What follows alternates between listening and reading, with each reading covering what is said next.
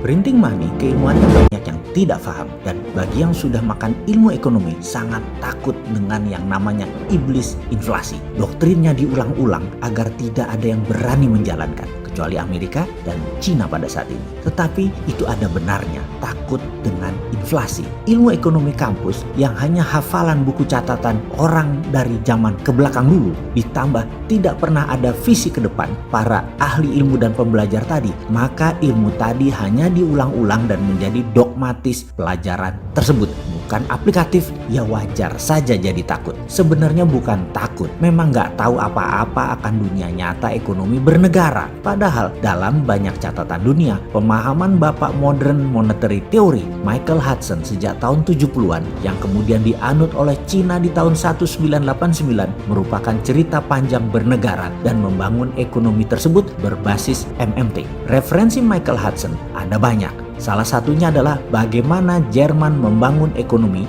hanya kurang dari 15 tahun dari tahun 1919 yang merupakan beban berat Jerman kala itu yang kalah Perang Dunia Pertama, di mana Jerman bukan saja jadi miskin namun harus menanggung beban hutang biaya perang yang dibayarkan kepada negara-negara pemenang Perang Dunia Pertama waktu itu. Jerman membangun industrinya dengan printing money, dan di tahun 1936 Jerman ekspansi. Jerman menjadi negara kuat. Jerman menjadi negara adidaya. Sisanya adalah sejarah. Churchill, pemimpin tertinggi Inggris tahun 40-an, juga FDR, Franklin Delano Roosevelt, memerintahkan JMK, seorang ekonom handal di ujung masa baktinya di bidang ekonomi, untuk menghitung biaya perang agar Amerika dan Inggris menang perang. Berapa biayanya dan apa saja yang harus dibangun. Dunia menyebut ilmu tersebut adalah war cost accounting, dan kemudian printing money dilakukan. Selepas Perang Dunia Kedua,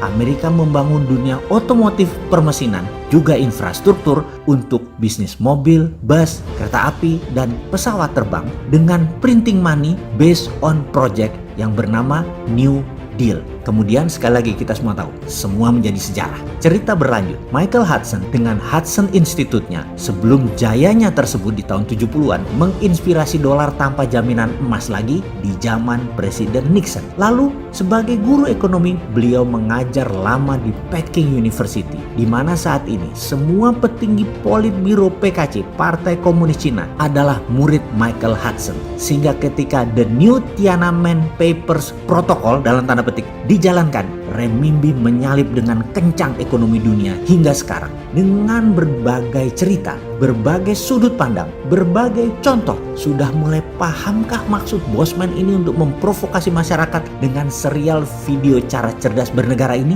Walau sering para cebonger kebakaran jenggot, karena si Sontoloyo ini sering menyindir kalimat, terutama yang disindir adalah 4L. Tetapi jujur, tidak ada kebencian sedikit pun terhadap bangsa dan negara ini. Hanya saja kita ingin maju dengan cepat, berdaulat, sehingga semua ilmu yang bisa membuat Indonesia berdaulat sampai ratusan episode ini hanya menjadi jejak sejarah bahwa kaum Sontoloyo serius ingin menjadikan Indonesia terdepan, di depan, melewati Cina, melewati Amerika. Kita punya segalanya untuk menjadi terdepan. Capek saya kalau baca berita, hutang lagi. Kelihatan banget bukan ahlinya kelola negara. Karena terjadi pengulangan.